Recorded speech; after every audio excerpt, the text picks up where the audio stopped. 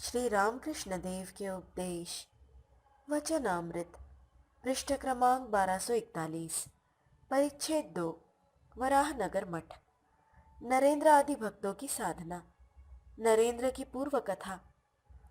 आज शुक्रवार है 25 मार्च 1887 ईस्वी सन। मास्टर मठ के भाइयों को देखने के लिए आए हैं। साथ देवेंद्र भी हैं। मास्टर प्रायः आया करते हैं और कभी कभी रह भी जाते हैं। गत शनिवार को वे आए थे। शनि, रवि और सोम 3 दिन रहे थे। मठ के भाइयों में, खासकर नरेंद्र में, इस समय तीव्र वैराग्य है। इसीलिए मास्टर उत्सुकता पूर्वक उन्हें देखने के लिए आते हैं। रात हो गई है। आज रात को मास्टर मठ में ही रहेंगे। संध्या हो जाने पर शशि ने ईश्वर के मधुर नाम का उच्चारण करते हुए ठाकुर घर में दीपक जलाया और धूप धुना सुलगाने लगे। धूपदान लेकर कमरे में जितने चित्र हैं सबके पास गए और प्रणाम किया। फिर आरती होने लगी। आरती वे ही कर रहे हैं। मठ के सब भाई, मास्टर तथा देवेंद्र, सब लोग हाथ जोड़कर आरती देख रहे हैं। साथ ही साथ आरती गा रहे हैं। जय शिव ओमकार, भज शिव ओमकार, ब्रह्मा विष्णु सदाशिव, हर हर हर महादेव। नरेंद्र और मास्टर बातचीत कर रहे हैं। नरेंद्र श्री रामकृष्ण के पास जाने के समय की बहुत सी बातें कह रहे हैं। नरेंद्र की उम्र इस समय 24 साल 2 महीने की होगी। नरेंद्र पहले पहल जब मैं आया था तब एक दिन भावावेश में उन्होंने कहा, तू आया है? मैंने सोचा यहाँ कैसा आश्चर्य है, ये मानो मुझे बहुत दिनों से पहचानते हैं। फिर उन्होंने कहा, क्या तो कोई ज्योति देखता है? मैंने कहा, जी हाँ। सोने से पहले दोनों भौहों के बीच की जगह के ठीक सामने एक ज्योति घूमती रहती है। मास्टर, क्या अब भी देखते हो? नरेंद्र, पहले बहुत देखा करता था। यदु मल्लिक के भोजनागार में मुझे छूकर न जाने उन्होंने मन ही मन क्या कहा, मैं अचेत हो गया था। उसी नशे में मैं 1 महीने तक रहा था। मेरे विवाह की बात सुनकर श्री रामकृष्ण माँ काली के पैर पकड़कर रोए थे। रोते हुए कहा था, माँ, वहां सब फेर दे। माँ, नरेंद्र कहीं डूब न जाए। जब पिताजी का देहांत हो गया और माँ और भाइयों को भोजन तक की कठिनाई हो गई, तब मैं एक दिन अन्नदा गुहा के साथ उनके पास गया था। उन्होंने अन्नदा गुहा से कहा, नरेंद्र के पिताजी का देहांत हो गया है। घर वालों को बड़ा कष्ट हो रहा है। इस समय अगर इष्ट मित्र उसकी सहायता करे तो बड़ा अच्छा हो। अन्नदा गुहा के चले जाने पर मैं उनसे कुछ रुष्टता से कहने लगा, क्यों आपने उनसे ये बातें कही? यह सुनकर वे रोने लगे थे। कहा, अरे, तेरे लिए मैं द्वार द्वार भीख भी मांग सकता हूं। उन्होंने प्यार करके हम लोगों को वशीभूत कर लिया था। आप क्या कहते हैं?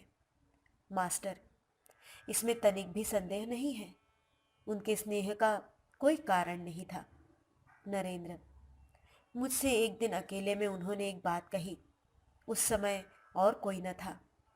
यह बात आप और किसी से न कहिएगा। मास्टर, नहीं। क्या कहा था? नरेंद्र, उन्होंने कहा, सिद्धियों के प्रयोग करने का अधिकार मैंने तो छोड़ दिया है, परंतु तेरे भीतर से उनका प्रयोग करूंगा। क्यों, तेरा क्या कहना है? मैंने कहा, नहीं, ऐसा तो न होगा।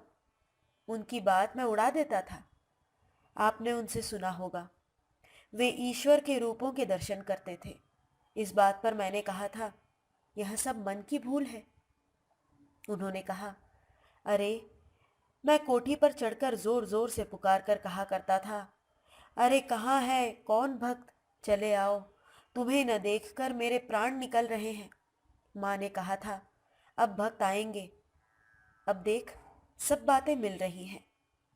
तब मैं और क्या कहता, चुप हो रहा। एक दिन कमरे के दरवाजे बंद करके उन्होंने देवेंद्र बाबू और गिरीश बाबू से मेरे संबंध में कहा था। उसके घर का पता अगर उसे बता दिया जाएगा तो फिर वहां देह नहीं रख सकता। मास्टर, हाँ, यह तो हमने सुना है। हम लोगों से भी यह बात उन्होंने कई बार कही है। काशीपुर में रहते हुए एक बार तुम्हारी वही अवस्था हुई थी। क्यों?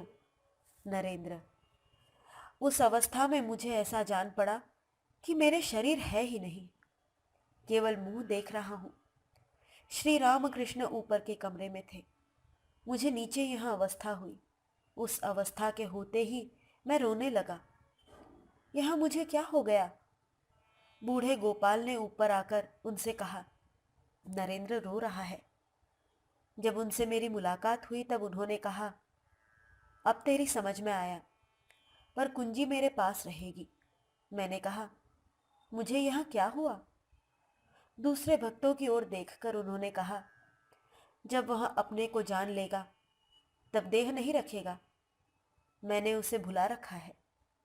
एक दिन उन्होंने कहा था, तू अगर चाहे तो हृदय में तुझे कृष्ण दिखाई दे। मैंने कहा, मैं कृष्ण वृष्ण नहीं मानता। नरेंद्र और मास्टर हंसते हैं।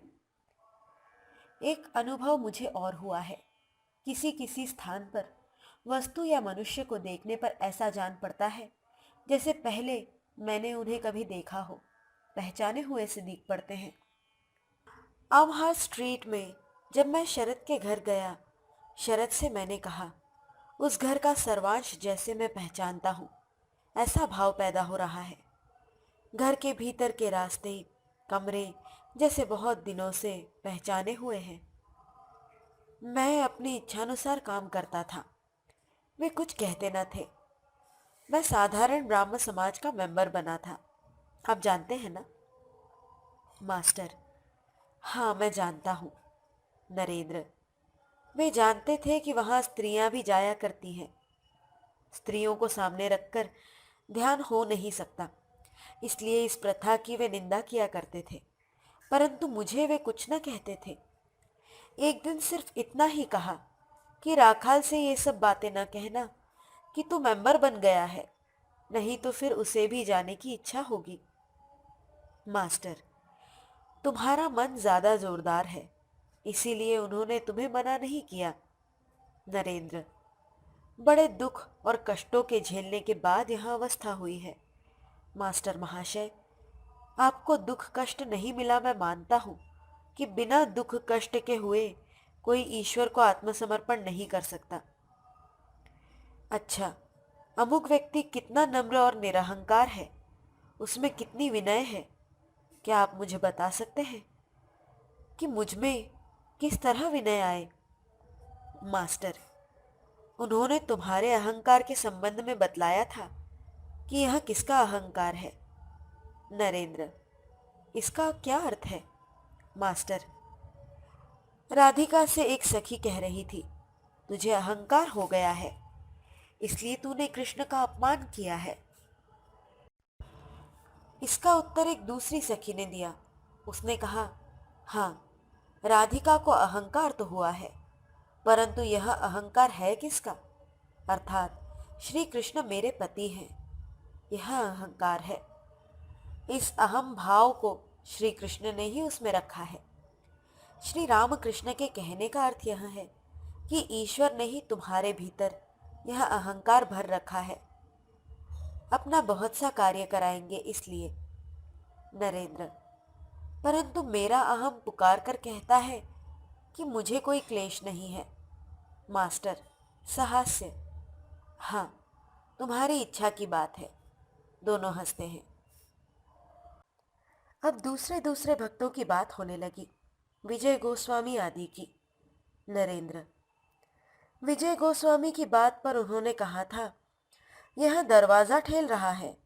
मास्टर, अर्थात अभी तक घर के भीतर घुस नहीं सके, परंतु श्याम पुकुर वाले घर में विजय गोस्वामी ने श्री रामकृष्ण से कहा था, मैंने आपको ढाके में इसी तरह देखा था, इसी शरीर में। उस समय तुम भी वहां थे। नरेंद्र, देवेंद्र बाबू, राम बाबू, ये लोग भी संसार छोड़ेंगे, बड़ी चेष्टा कर रहे हैं। राम बाबू ने छिपे तौर पर कहा है, 2 साल बाद संसार छोड़ेंगे। मास्टर, 2 साल बाद? शायद लड़के बच्चों का बंदोबस्त हो जाने पर। नरेंद्र, और यह भी है कि घर भाड़े से उठा देंगे और एक छोटा सा मकान खरीद लेंगे। उनकी लड़की के विवाह की व्यवस्था अन्य संबंधी कर लेंगे। मास्टर, नित्य गोपाल की अच्छी अवस्था है। क्यों? नरेंद्र, क्या अवस्था है? मास्टर, कितना भाव होता है। ईश्वर का नाम लेते ही आंसू बह चलते हैं, रोमांच होने लगता है। नरेंद्र, क्या भाव होने से ही बड़ा आदमी हो गया? काली, शरद, शशि, शारदा, ये सब नित्य गोपाल से बहुत बड़े आदमी हैं। इनमें कितना त्याग है। नित्य गोपाल श्री रामकृष्ण को मानता कहाँ है? मास्टर, उन्होंने कहा भी है कि वह यहाँ का आदमी नहीं है, परंतु श्री रामकृष्ण पर भक्ति तो वह खूब करता था। मैंने अपनी आंखों से देखा था। नरेंद्र, क्या देखा है आपने?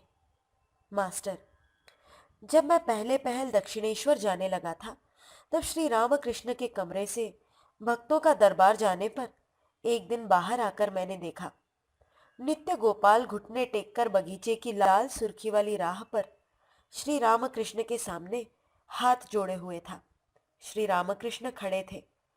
चांदनी बड़ी साफ थी।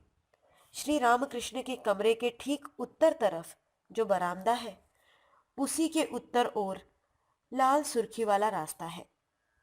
उस समय वहां और कोई न था। जान पड़ा नित्य गोपाल शरणागत हुआ है और श्री रामकृष्ण उसे आश्वासन दे रहे हैं। नरेंद्र, मैंने नहीं देखा। मास्टर, और बीच बीच में श्री रामकृष्ण कहते थे, उसकी परम हंस अवस्था है। परंतु यह भी मुझे खूब याद है, श्री रामकृष्ण ने उसे स्त्री भक्तों के पास जाने की मनाही की थी। बहुत बार उसे सावधान कर दिया था।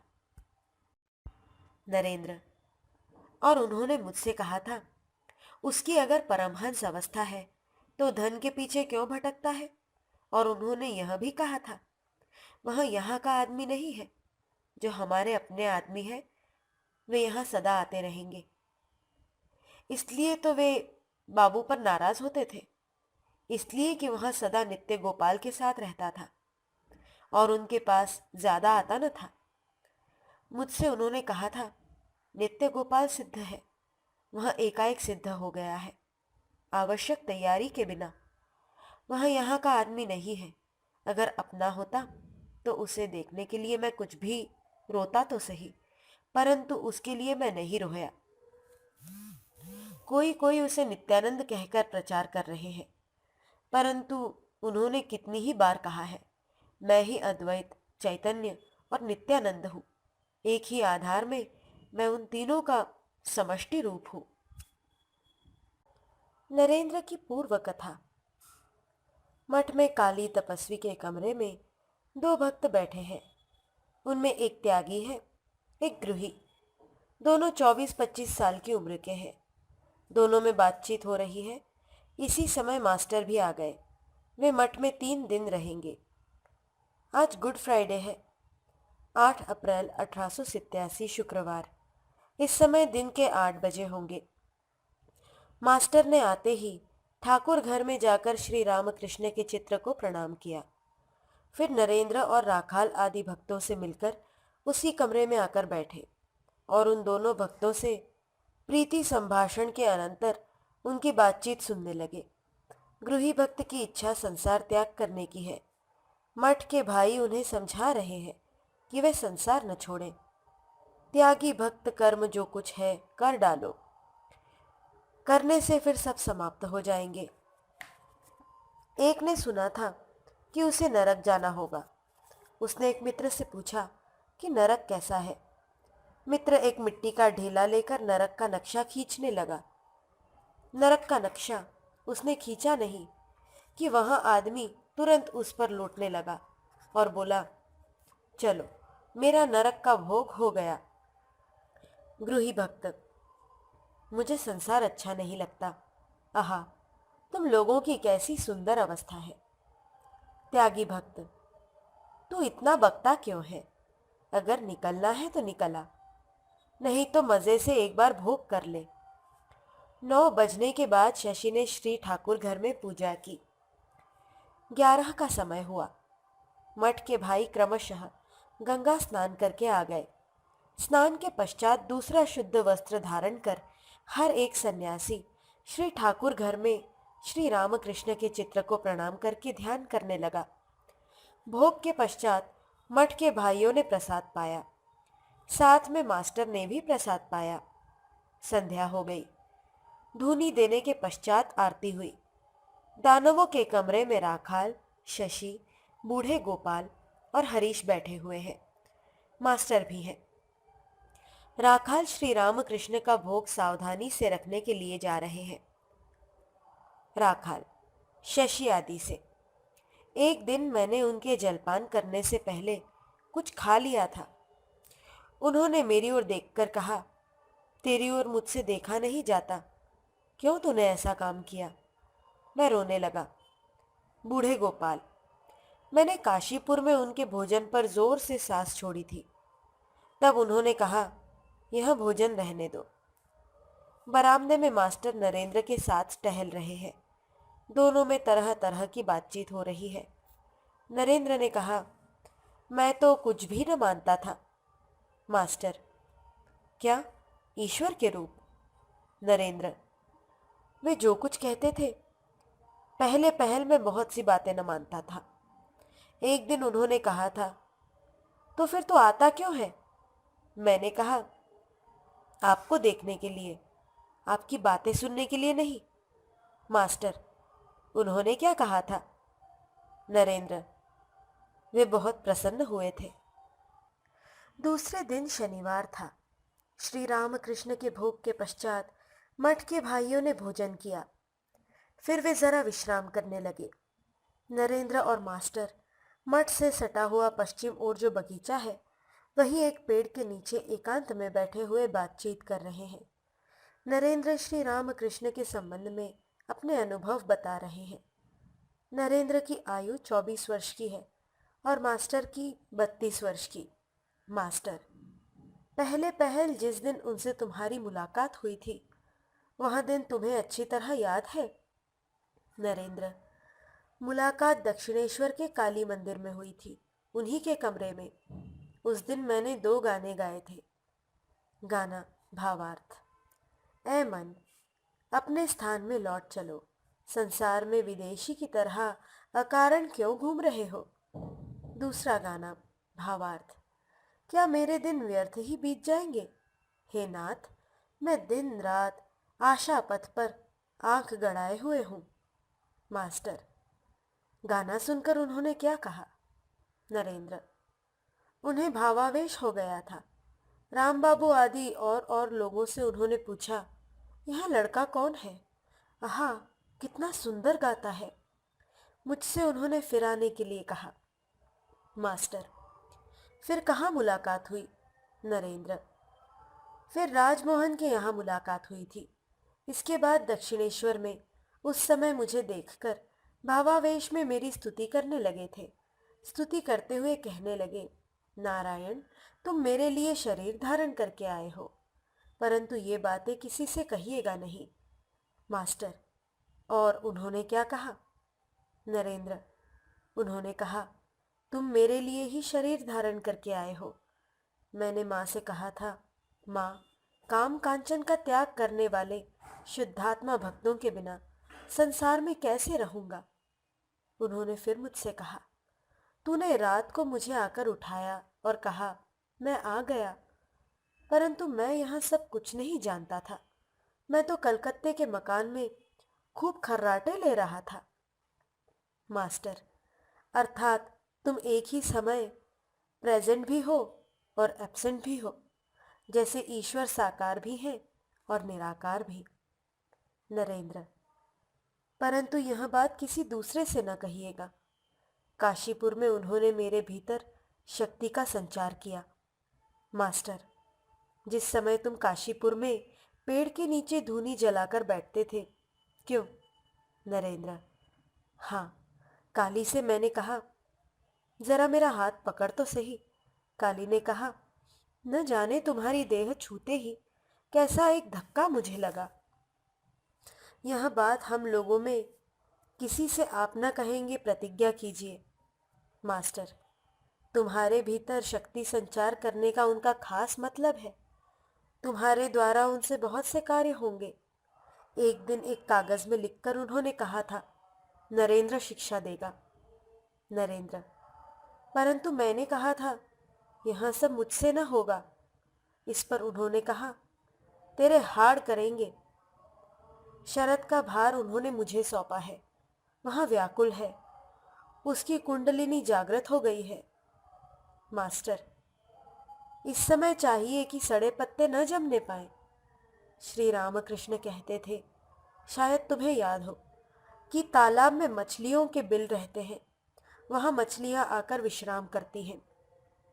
जिस बिल में सड़े पत्ते आकर जम जाते हैं उसमें फिर मछली नहीं आती। नरेंद्र, मुझे नारायण कहते थे। मास्टर, तुम्हें नारायण कहते थे यह मैं जानता हूँ। नरेंद्र, जब वे बीमार थे तब शौच का पानी मुझसे नहीं लेते थे। काशीपुर में उन्होंने कहा था, अब कुंजी मेरे हाथों में है, वह अपने को जान लेगा तो छोड़ देगा। मास्टर, जिस दिन तुम्हारी निर्विकल्प समाधि की अवस्था हुई थी, क्यों?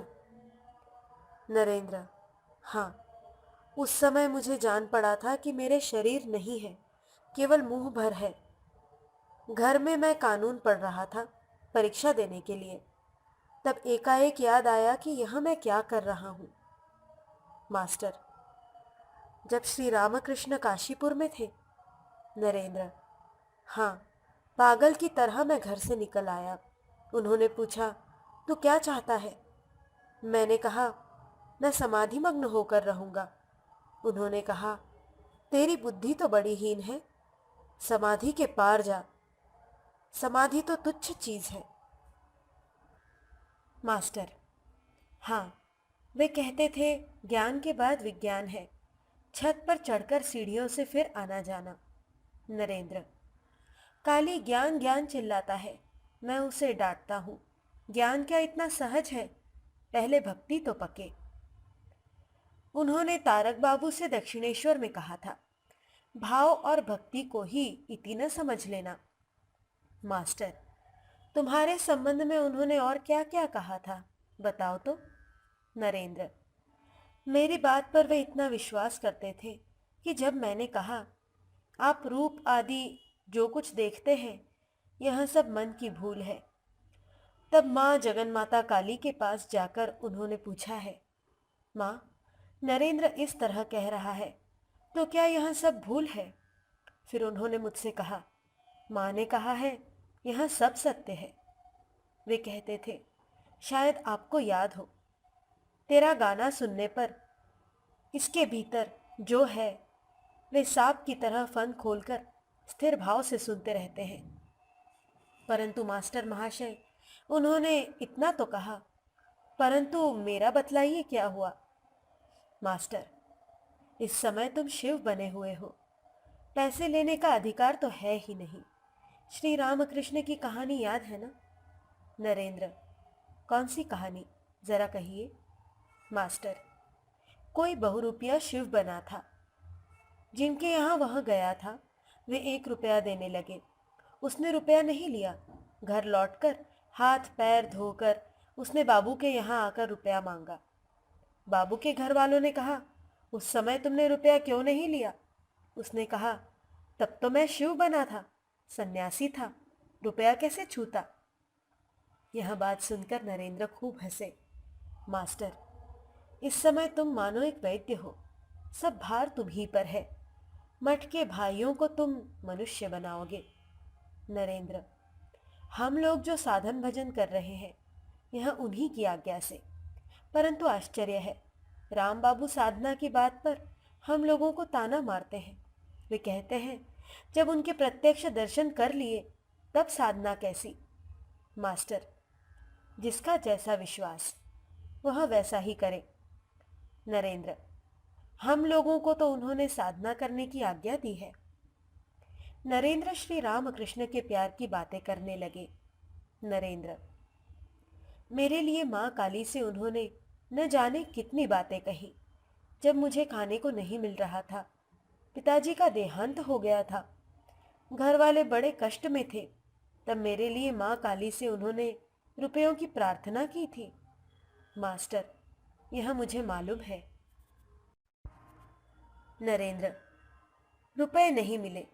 उन्होंने कहा, माँ ने कहा है मोटा कपड़ा और रूखा सूखा भोजन मिल सकता है, रोटी दाल मिल सकती है।